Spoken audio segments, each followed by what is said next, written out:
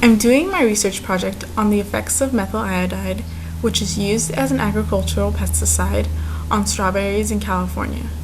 According to the United States Geological Survey, about 1 billion pounds of conventional pesticides are used each year in the United States to control weeds, insects, and other pests. About 90% of the United States strawberries are produced in California. Farmers who do not produce organic strawberries grow their strawberries in fumigated soil with a mixture that currently contains methyl bromide. Methyl bromide is used strictly as an agricultural pesticide to disinfect the soil and is registered with the United States Environmental Protection Agency, or the EPA, as an herbicide, fungicide, nematicide, and insecticide for many fruits and vegetables.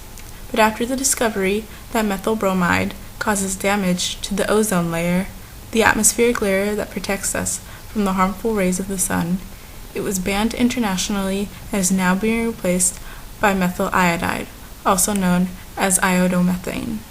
Methyl iodide was developed for commercial use by the University of California, Riverside, and the UC Regents granted Arista Life Science, which is the largest privately owned pesticide company, the license for this reagent. After its introduction into the list of fumigants by the EPA in 2007, it was awarded the prestigious EPA Ozone Layer Protection Award. It is used widely in the United States, but even so, chemists are hesitant of its detrimental effects and say it is more harmful than the toxin that it replaces. In Florida, reports say that since the use of methyl iodide in strawberry fields, they found surrounding areas to have high exposure to the toxicity of the chemical in both their water and air. Methyl iodide is known to be carcinogenic because it can cause skin irritations, thyroid disease, miscarriages, fetal death, and development diseases. Because methyl iodide is applied underneath the soil of strawberry fields, it can not only affect the fruit itself, but it could contaminate the soil and groundwater. The soil is like a sponge, taking on whatever nutrients it is given, like the decomposition of leaves as mulch and water to stay alive. If methyl iodide were to get into the soil, it would sterilize and pollute the soil so that it was no longer an asset to the farmers. What's worse is if the methyl iodide were to reach into the groundwater aquifers, because they provide more than 40% of the drinking water in California.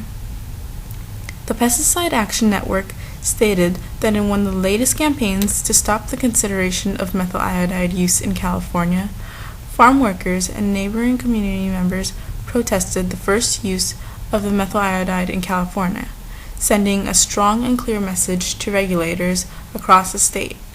On December 1, 2010, despite all the resistance from California farmers, scientists, and legislators, the California Department of Pesticide Regulation approved the use of methyl iodide as a soil fumigant.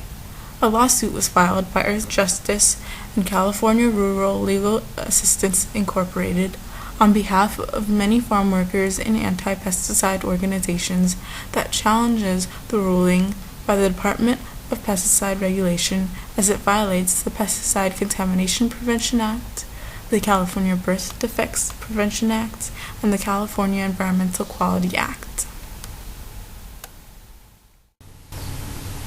In my next few research essays, I will continue to look into the causes and research related to the use of methyl iodide and its effects on humans, animals, and the environment. I will look at, since 2007, how neighbors to the farms feel about its use and how workers are affected by it. I will research who benefits from its use and its alternatives. I will also be keeping a close eye on a lawsuit filed against the United States Department of Pesticide Regulation.